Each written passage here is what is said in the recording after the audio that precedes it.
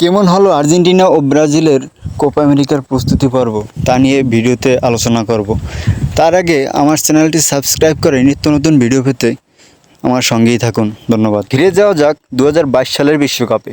একই রাতে বিশ্বকাপের কোয়ার্টার ফাইনাল খেলতে নেমেছিল ব্রাজিল ও আর্জেন্টিনা। তখন পর্যন্ত দুই দলই এগোচ্ছিল একই গতিতে। চিরপ্রতিদ্বন্দ্বী দুই দলের সেমিফাইনাল মুখোমুখি হওয়ার সম্ভাবনাও ছিল প্রবল।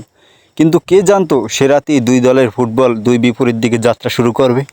আর্জেন্টিনা যেখান থেকে সাফল্যের এভারেস্ট চূড়ায় চড়ছে, ব্রাজিলের ফুটবল চড়ছে পাতালের তলানিতে। সে রাতে ক্রোয়েশিয়ার বিপক্ষে কোয়ার্টার ফাইনালে টাইব্রেকারে হেরে বিদায় নিয়েছিল ব্রাজিল। অন্যদিকে নেদারল্যান্ডসকে টাইব্রেকারে হারিয়ে চূড়ান্ত সাফল্যের যাত্রা শুরু করেছিল আর্জেন্টিনা। এমনকি আর্জেন্টিনার বিশ্বকাপ জয় দিয়েও শেষ হয়নি বিপরীতমুখ হয়ে এ ধারা। বিশ্বকাপের পরের সময়টাতেও বিশ্ব ফুটবল সাক্ষী হয়েছে আর্জেন্টিনার ফুটবল শ্রেষ্ঠত্বের।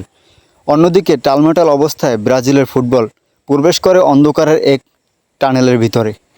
সর্বশেষ কয়েক ম্যাচ দিয়ে অবশ্য এই টানেল থেকে বেরিয়ে আলোর রেখায় দেখতে শুরু করেছে তারা, কিন্তু চূড়ান্ত সাফল্য এখনও দূরের বাতিঘরই বটে।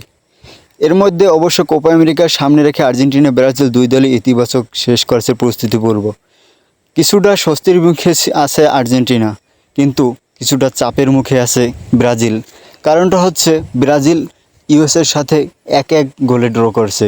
শক্তিশালী ব্রাজিল নর্মাল দল ইউএসের সাথে কিভাবে এটা করে। সর্বোপরি বলা যায় ব্রাজিলের থেকে আর্জেন্টিনা অনেক গুণে এগিয়ে আছে।